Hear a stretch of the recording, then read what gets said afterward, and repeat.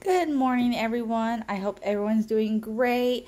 I hope everyone had a great holiday season. Happy New Year's. It's almost 2020. Please subscribe to my videos. I try to do them occasionally. I'm pretty much just a mom that's just trying to help other moms. I have no affiliation with Baby Brezza or the other products I'll be talking about. But at the time when I first made my video, almost a year ago, I think, there was practically nobody that talked about the Baby Brezza Pro Advance. So made the first video. I had many questions about it. I did my best to answer the questions in the comments below, but I just want to do it like an update video on some of the pros and cons of the Pro Advance. And it's overall, I think it's a fairly good machine. It has some kinks to work out, but I think for the most part they're fairly minor. It just depends who you are. So some of the questions was, what kind of water do you use? I use distilled water. It's brand preference is up to you. When I had my first child, he was formula fed. That was about 7 years ago or more. Yeah, he's 8 now. I did some research and everyone said to use distilled water. So you can use the Walmart brand, the Gerber brand, whatever works best for you and your budget. The reason why I use distilled water is it doesn't create the buildup in the Baby Brezza, and also it's better for your child and whatnot. So I would definitely recommend doing some research about distilled water and the benefits of using it in formula, and especially for infants, especially since I'm not a doctor. Some people ask what formula you have used, and this is the part of the reason why I haven't done an update in a really long time. At the time, we were going through some different formulas for our daughter.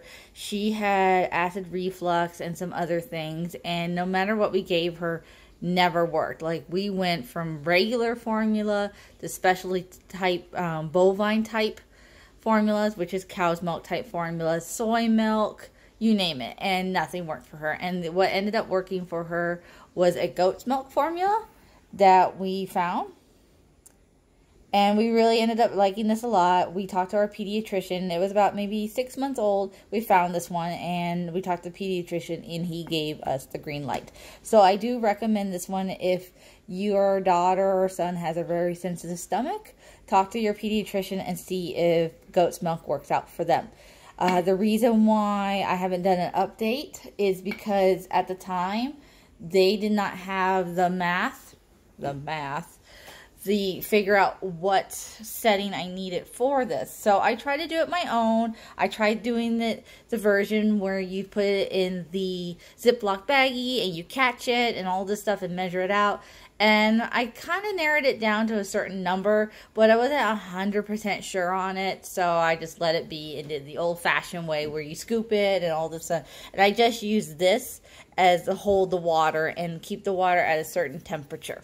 And pretty much that's all it did. And finally, about maybe 6 months ago, they finally came out with a chart that had the goat's milk in it. So, and apparently it was the same number that I figured out when I was playing with it.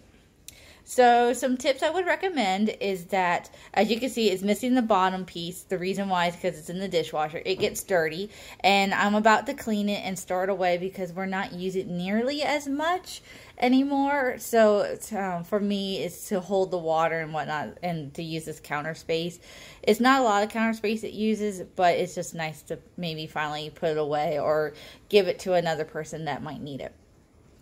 I do recommend, so the piece that goes on the top, which I don't have it connected right now, is this. It goes inside like that.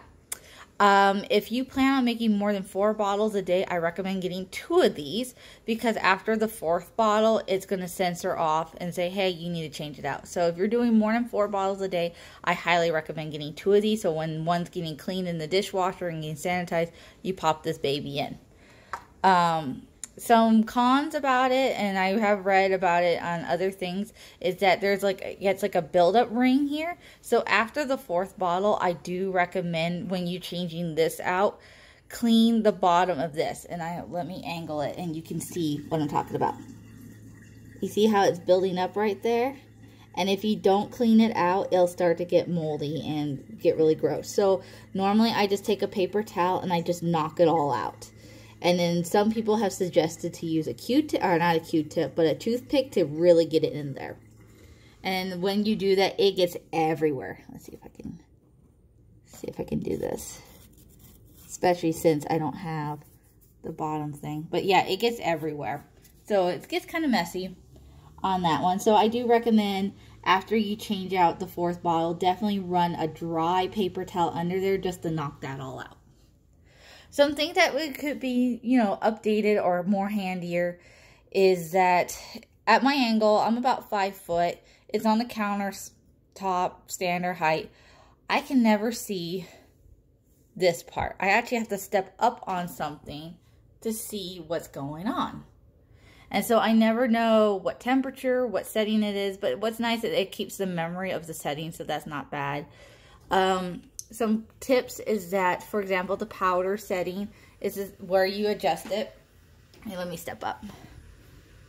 And then the water only, that feature I use a lot. The reason why is for a good long time I couldn't use the powder setting because they didn't have the chart. And you can go to Baby Brezza for the PDF of what number of powder setting you need. Temperature. So there's 3 temperatures on here, and what I have noticed is that if you do the bottom temperature, which is room temperature, I noticed that the formula doesn't mix as well together. It gets kind of clumpy, especially with the goat's milk formula. So I always had it at body temperature, which is the 2nd level.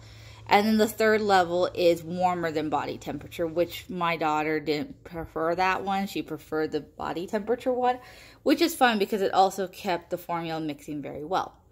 As you can see, it's flashing because I don't have the thing in there. But you also can see that there's the lid one and then the water button, or the water notification. And the water notification one is the one that I would say irritated me the most on it. You also have ounces, about how many ounces. What's nice is you can actually change it individually to 1 ounce. Just remember that if you set to 9 ounces, you're actually going to get 10 ounces of formula. So if you want 5 ounces of formula, or a 5-ounce bottle to feed your child, I would set it at 4, not 5 ounces, because you're going to end up getting 6 ounces, because by the time you add the water and the formula, you get 1 ounce more. So it's 5 ounces of water, not including the formula, FYI. So if you want 5 ounces of water, just water, no formula, that's perfect. But if you only want 4 ounces or 5 ounces, you got to go down 1 number with the formula. So we're talking about my little pet peeve about the water thing. So this is the water notification. The water tank is actually in the back.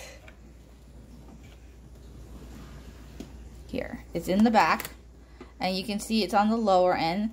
I wish that maybe they made it clearer or maybe not as dark, because it's really hard to see where your water line is at. It keeps the water in here at room temperature. Once it goes through the machine, it will warm it up. But I wish there was a way, because I can't tell you how many times it's like 2 in the morning, the daughter's crying, I go and hit the start button for the bottle, and guess what? No water.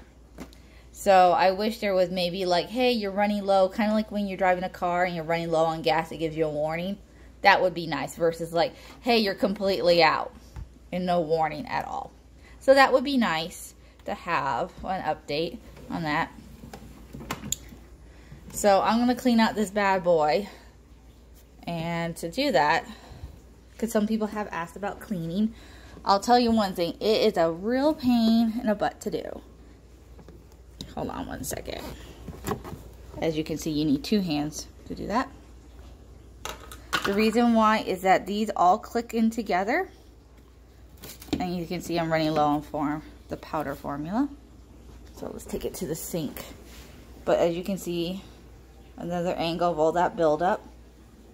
But when you pull this out, you have to pull out very hard. And once you do, there's this little white cap inside here that falls out at the same time. So make sure you do it over the sink with like a drain cover so it doesn't fall down the drain. But you're going to lose this if you don't catch it in time. And it gets really messy. It's not a lot of fun.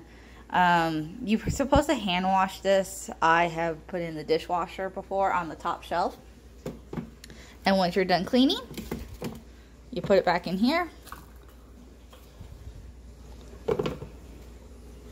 Twist the lid and you're good to go.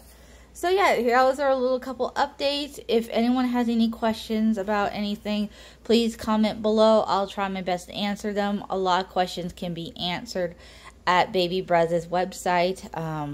Other than that, hopefully cleaning this out, and I think there is a video on them about how to drain out all the extra water in the tank to make sure there's nothing in there to create mold. So hopefully I will find that video and watch it, and I'll let you guys know if it works out or not.